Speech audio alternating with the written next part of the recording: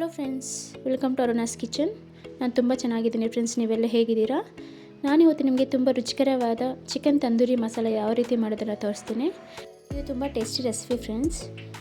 ಈಗ ನಾವು ಯಾವ ರೀತಿ ತಯಾರು ಮಾಡೋದನ್ನು ನೋಡೋಣ. ಮೊದಲಿಗೆ ಮಸಾಲ ರೆಡಿ ಮಾಡ್ಕೋಬೇಕು.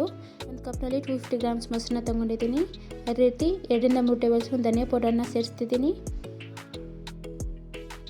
1 ಟೇಬಲ್ ಸ್ಪೂನ್ ಚಿಲ್ಲಿ ಪೌಡರ್ನ ಸೇರಿಸ್ತಿದ್ದೀನಿ. 1 tablespoon chicken masala, 1 tablespoon garam masala, 2 3 tablespoon tandoori chicken masala ಸೇರಿಸ್ತಿದ್ದೀನಿ.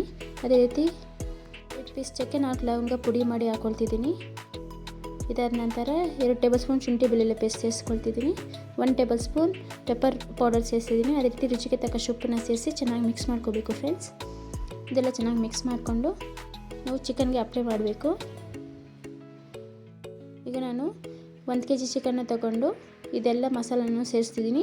ನಾವು 1 kg ಚಿಕನ್ಗೆ ಇಷ್ಟು ಮಸಾಲನ ಸೇರಿಸಿದ್ರೆ ಕರೆಕ್ಟಾಗಿರುತ್ತೆ ಫ್ರೆಂಡ್ಸ್. ನಾವು ಇದನ್ನು 30 ನಿಮಿಷ ನೆನೆಯೋಕ್ಕೆ ಬಿಡಬೇಕು. ಇದನ್ನು ನಾನು ಮಿಕ್ಸ್ ಮಾಡಿ ಸೈಡಲ್ಲಿ ಇಟ್ಟಿದ್ದೀನಿ ಫ್ರೆಂಡ್ಸ್.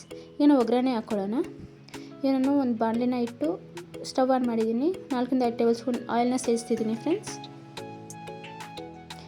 ಎಣ್ಣೆ ಬಿಸಿಯಾದ ನಂತರ ಬೆಳ್ಳುಳ್ಳಿನ ಸಣ್ಣದಾಗಿ ಹಚ್ಚಿ ಹಾಕ್ಕೊಳ್ತಿದ್ದೀನಿ. ಅದೇ ರೀತಿ 1 ಈರುಳ್ಳಿನ ಸಣ್ಣದಾಗಿ ಹಚ್ಚಿ ಹಾಕ್ಕೊಂಡಿದ್ದೀನಿ. ಸ್ವಲ್ಪ ಕರಿಬೇವನ್ನ ಸೇರಿಸಿ 1 ನಿಮಿಷ ಫ್ರೈ ಮಾಡ್ಕೋಬೇಕು. ಈಗ ನಾನು 3 ರಿಂದ 4 ಚಿಕ್ಕ ಟೊಮೊಟೊನ ಕಟ್ ಮಾಡಿ ಹಾಕ್ಕೊಳ್ತಿದ್ದೀನಿ. ಟೊಮೊಟೊ ಮೆತ್ತಗಾಗೋವರೆಗೂ ಫ್ರೈ ಮಾಡ್ಕೋಬೇಕು. ಅದೇ ರೀತಿ ಎಣ್ಣೆ ತೇಲೋವರೆಗೂ ಫ್ರೈ ಮಾಡ್ಕೊಳ್ಳಿ ಫ್ರೆಂಡ್ಸ್. ಈಗ ಚೆನ್ನಾಗಿ ಬೆಂದಿದೆ. ಈಗ ನಾವು ತಂದೂರಿ ಚಿಕನ್ ಮಸಾಲಾನ ಹಾಕ್ಕೊಳ್ಳೋಣ. 1 ನಿಮಿಷ ಇದನ್ನು ಚೆನ್ನಾಗಿ ಎಣ್ಣೆಯಲ್ಲಿ ಫ್ರೈ ಮಾಡ್ಕೋಬೇಕು ಫ್ರೆಂಡ್ಸ್. ನಂತರ ನಾನು ಇದಕ್ಕೆ 200 ಗ್ರಾಮ್ ನೀರನ್ನ ಸೇರಿಸ್ತಿದ್ದೀನಿ.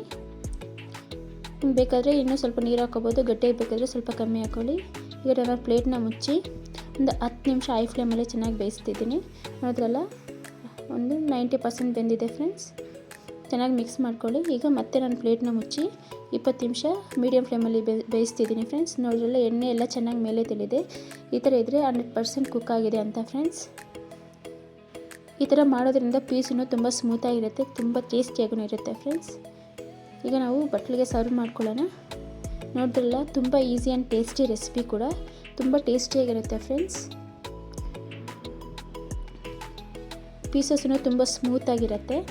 ನೋಡಿದ್ರಲ್ಲ ಫ್ರೆಂಡ್ಸ್, ಈ ರೆಸಿಪಿ ನಿಮ್ಮ ಮನೇಲಿ ಒಂದ್ಸಲ ಟ್ರೈ ಮಾಡಿ ಫ್ರೆಂಡ್ಸ್. ನಿಮಗೆ ಈ ರೆಸಿಪಿ ಇಷ್ಟ ಆದರೆ ಪ್ಲೀಸ್ ಸಬ್ಸ್ಕ್ರೈಬ್ ಮಾಡಿ. ಅದೇ ರೀತಿ ಲೈಕ್ ಮಾಡಿ, ಶೇರ್ ಮಾಡಿ, ಕಮೆಂಟ್ ಮಾಡಿ. Thank you friends.